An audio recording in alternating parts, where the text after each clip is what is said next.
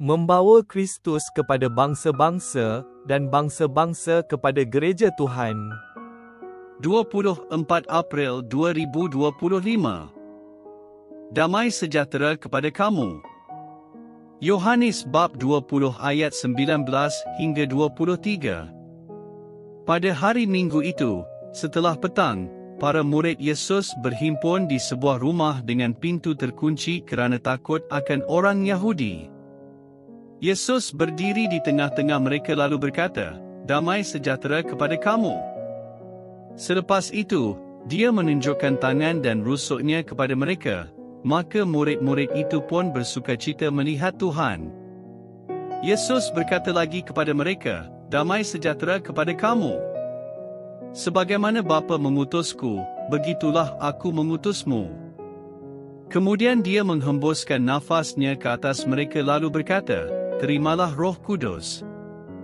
Sesiapa yang kamu ampunkan dosanya, dosanya diampunkan.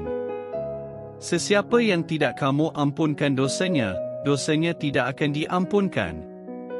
Saya sukakan permulaan cerita ini. Pada hari Minggu itu, setelah petang, para murid Yesus berhimpun di sebuah rumah dengan pintu terkunci kerana takut akan orang Yahudi. Murid-murid Yesus sedang bersembunyi di sebalik pintu yang terkunci. Siapa boleh salahkan mereka? 3 hari yang lalu, mereka baru menyaksikan Tuhan Yesus dibunuh dengan cara yang kejam oleh pemimpin negara mereka. Sudah pasti giliran mereka akan tiba. Saya agak sangsi jika mengunci pintu dapat menyelamatkan mereka. Tiada apa yang dapat menghalang Yesus juga. Dia datang kepada mereka bila mereka dalam ketakutan, tanpa mengetuk atau membuka pintu. Yesus berada di sana, berdiri di tengah-tengah mereka. Perkara pertama dia ucapkan adalah, "Damai sejahtera kepada kamu." Alangkah indahnya ucapan ini. Mereka perlukan damai sejahtera sekarang dan Yesus tahu keperluan mereka. Selain dari ucapan damai, Yesus terus menunjukkan tanda-tanda penderitaan dan kematiannya. Kita boleh katakan ini adalah kad pengenalan Yesus. Parut di tangan dan sisinya mengesahkan bahawa dia benar-benar ialah Yesus dan bukannya hantu atau roh yang menyamar sebagai dia. Mereka dapat melihat, bahkan menyentuh dan bercakap dengannya. Mereka sudah pasti ini adalah Tuhan yang mereka kasihi. Sudah tentu mereka bersukacita.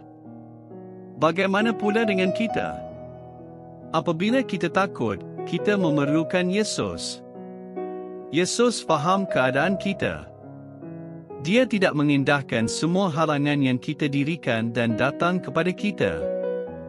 Dia berdiri bersama kita dalam ketakutan yang menyelubungi kita. Dia menunjukkan luka-lukanya kepada kita. Melalui luka-lukanya, kita mempunyai kedamaian yang berkekalan dengan Tuhan selama-lamanya biarpun dalam waktu ketakutan, kesakitan atau penderitaan. Luka-luka ini mengingatkan kita bahawa kita tidak perlu takut Tuhan akan menolak atau melupakan kita. Kita telah ditulis di tangan dan kakinya selama-lamanya. Yesus akan sentiasa bersama kita di dalam setiap keadaan. Sejak kebangkitannya, Yesus telah menjadi sumber kehidupan kita yang abadi bukan suatu hari nanti di syurga tetapi sekarang juga semasa kita di tengah-tengah perjuangan di dunia ini. Kerana Yesus masih hidup hari ini, Dia menjaga kita dan Dia telah memberi kita Roh Kudus untuk menguat dan membentuk semula hati kita.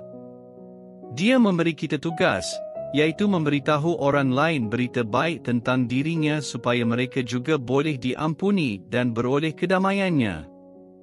Yesus telah berjanji untuk tinggal bersama-sama dengan kita selama-lamanya. Kita berdoa, "Tuhan, saya hanya mampu mengucapkan terima kasih kepadamu. Tetaplah bersama dengan saya dan kuatkanlah saya." Amin.